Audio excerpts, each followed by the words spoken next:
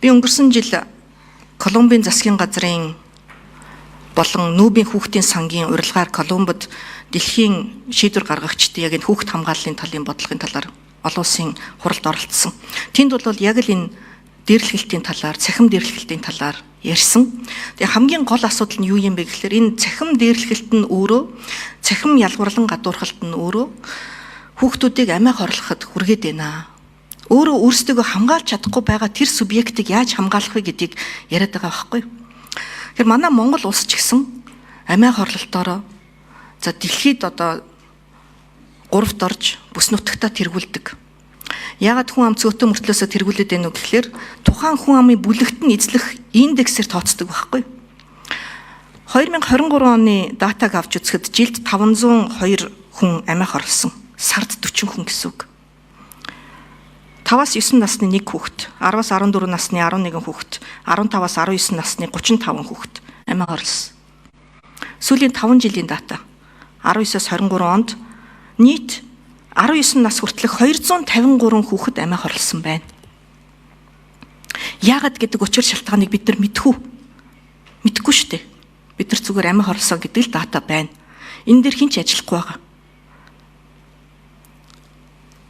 Энэ дээр ажиллах боломж байгаа юу? 509 хүн, сард 40 хүн амиа хорлож байхад учир шалтгааныг мэдэх, бүртгэх боломж байгаа юу? Хэн энийг хариуцах вэ? Үеийнгийн дээрлэхэлтийн улмаас амиа хорлсон бол яах вэ? Яг тухайн асуудалд хүргэсэн хүүхдэд ямар асуудал бид нар дэвшилж болох вэ? Зөвхөн цахимд орохыг хязгаарлаад үеийнгийн дээрлэхэлт болно гэсэн үг огтс биш шүү хэрэг мүү те. Тэгэхээр яг үүн дээр бид нар томчууд яалтчгүй одоо хүүхдүүд томчуудын толь гэдэг энэ үгтэй бол би санал нийлж байна. Баяр сайхан даргын хэлж байгаа яг энэ ажилласан олон жил ажилласны үр дүн мөн. Яг энэ цахим дээрлэхэлттэй холбоотой ямар хариуцлага байдаг вэ ер нь? Яг өнөөдөр за одоо асуудал орцсон байгаа хүн хаана хандах вэ? Хүүхэд хэнд хандах вэ? За үнэхээр бас энэ их сэтгэл зовоосон үнэхээр хүний их бас ихэн бодуулахад хүргэсэн юм тоо баримтыг эрхэмгчмэн Ариун Зайта дурдж байна.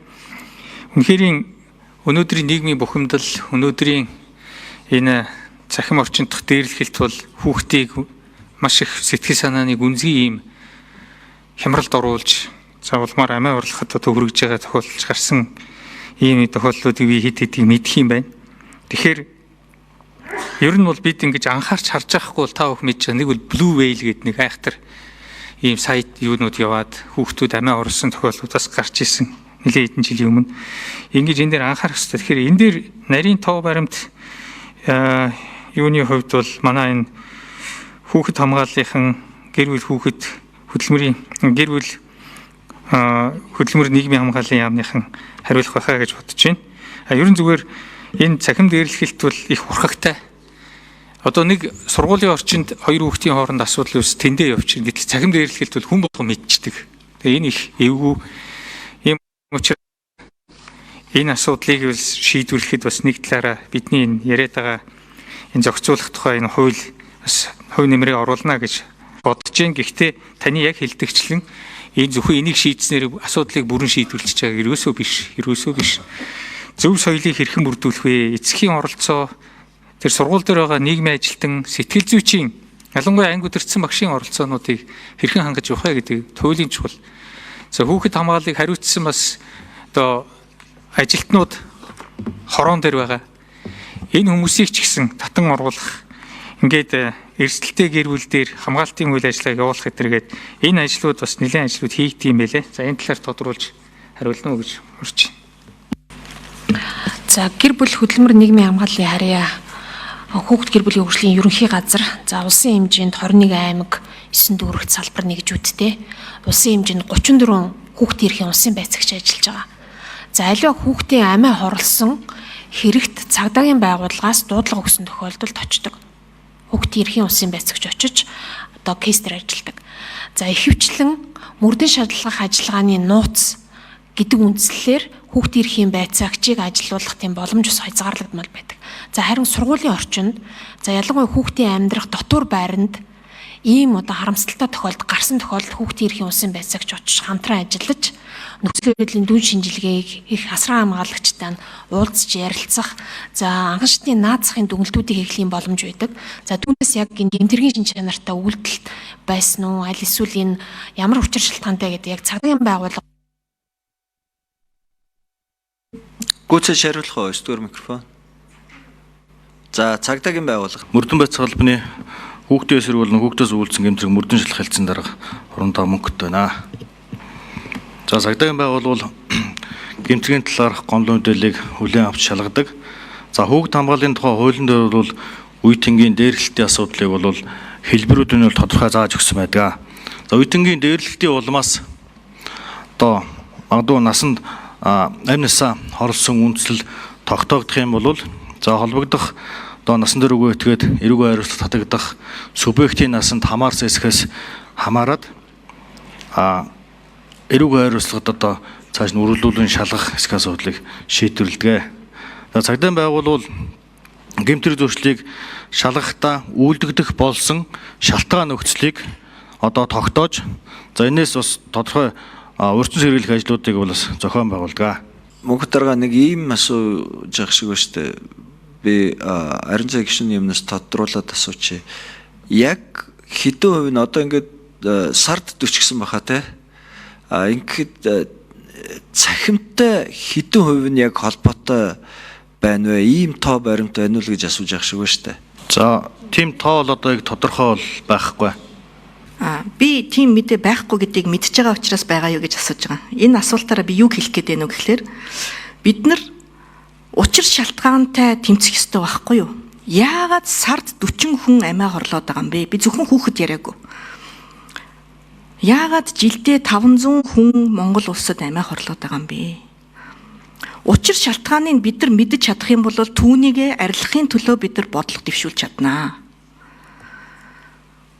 Цахим дээрлэлттэй холбоотой олон улсын тэр хурал дээр яаж ийнү гэхлээр тухайн дөнгөж одоо хайр дурлал эхэлж байгаа ч юм уу хүүхдүүдтэй харилцаад ингээд шалдан одоо зургаа харилцдаг ч юм уу те.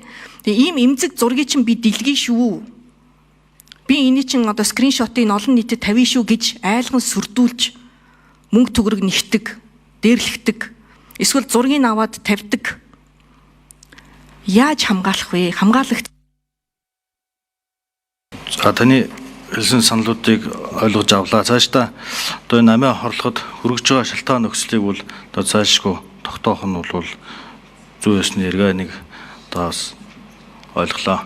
яг энэ хүүхэд энэ одоо энэ цахим дээрлэлтийн асуудал ер нь бол хүний хөгжлийн л асуудал. Баяр сайхан гишүүн бит хоёр бол өнгөрсөн одоо 4 жилийн хугацаанд яг энийг маш их олон ярьж илаа. Бит хоёрын байрал солигдсон болохоос биш. Сэдв нь бол хിവэрэл байгаад.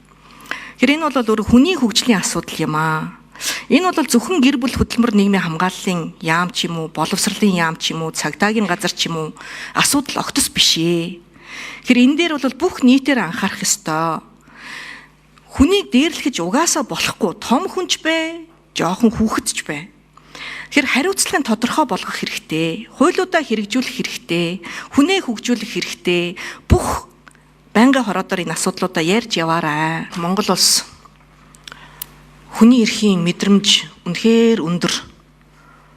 Тэгээ яг одоо энэ хүний эрхийн мэдрэмж гэдэг дээр суйрлаад байнгын хорооны дарга Цогтбаатар болон хүний эрхийн дэд хорооны дарга Эрдэнэ улд нар хүүхдийн хөгжих, хоорондоо харилцах эрхийг хүндчихвэдэ гэдэг агуулгаар цахим дээрлэлтийг өнөөгийн байгаа хуулийн зохицуулалтаараа зохицуулж чадахгүй байгаа учраас зүгээр шууд хорих гээд байна уу гэдэг ийм асуултыг тавиад байна. Энэ бол зөв асуулт. Хүүхдүүд ч гэсэн миний хөгжих эрхийг одоо хязгаарлалаа гэдэг байдлаар эцэг эхчүүд ч гэсэн маш олон эцэг эхчүүд миний хүүхдийн хөгжих эрхэд халдлаа гэдэг байдлаар хандах магадлалтай. Маш өндөр магадлалтай. Тэгэхээр яг хуулийн процессороо явна биз тухайн үед юу болох вэ? Зүгээр үүн дээрээ суурлаад одоо байгаа нөхцөл байдал дээрээ суурлаад яагаад цахим дээрлэлтийг бид нар зогсоож чадахгүй байна вэ гэдэгтээ дүгнэлт хийх хэрэгтэй. Хуулиар хин ямар үүрэг хүлээсэн. Түүнийг хин яаж хэрэгжүүлж байгаа юм. гэдэг дээрээ суурлаад явах юм бол сахилга хариуцлагын энэ арга хэмжээнүүдээ бас сайн явуулж чадах байхаа. Хууль тогтоомж байгаа хэдий ч бид нар түүнийгээ сурталчилдаггүй, мөрддөггүй, хариуцлага тооцож чаддаггүй. Би түрүүн асуусан хүүхэд хаана хандах вэ? Яг өнөөдөр дарамтанд орцсон байгаа. Би чиний чатыг чинь дэлгэн шүү. Би чиний тийм бичлэгийг чинь тавина шүү гэж дарамтанд орцсон байгаа хүүхэд хаана хандах вэ? Ийм гарц гаргалгаа байгаа юу? Ээж авдаа хэлэхээс ичж байна. Багштаа хэлэх үү, нийгмийн ажилтнаа хэлэх үү, хаана хандах вэ гэдэг ийм том асуулт байгаа байхгүй. Тэгэхээр энэ дээрээ ч гэсэн бид нар суурлаад өнөөдөр хүүхдүүд дээрээ одоо аян явуулах уу, яах уу? Олон нийтийн анхаарлын төвд оруулж ирэхэд бол бид зөвхөн одоо гэр бүл хөдөлмөрийн нийгмийн хамгааллын яам гэж харж болохгүй, боловсролын яам гэж харж болохгүй. Дахиад хэлэхэд энэ засгийн газрын түвшинд томоор яригдах ёстой. Нийгмийн асуудал гэхлээрээ л зүгээр л нэг эмэгтэйчүүдийн л ярьдаг асуудал гэдэг шиг чуулган дээр хүртэл хүүхд хамгааллын хууль орж ирэхэд цөөхөн хідэн эмэгтэйчүүд л сууж идэг шүү дээ. Гэтэл эн чинь манай хүний асуудал, Монгол улсын хөгжлийн асуудал тийм. Энэ дээр томчууд ч гэсэн өөрсдөө үлгэр дуурайлттай байх ёстой. Хүүхдийнхаа дэргэд ямар үг хэрэглэх үү? Хүүхдтэйгээ байхдаа ямар авир гаргах уу? Хүүхдүүд ч гэсэн цахим орчинд томчуудыг харж л байгаа шүү дээ. Ингэж болдгийм байна гэдэг байдлаар л хандж байгаа. Хариуцлага байхгүй бол энэ явдал зогсохгүй. Хэврээл байна. Тэгэхээр төр төмөр нүрээ хаана үзүүлж чаддгийг тэрэн дээрээ бас үзүүлэх газартаа үзүүлдэг байгаасаа гэж хүсэж байгаа. Амиа хорлтын асуудлыг бол бид нар бас том түвшинд анхаарч ярих цаг нь болсон.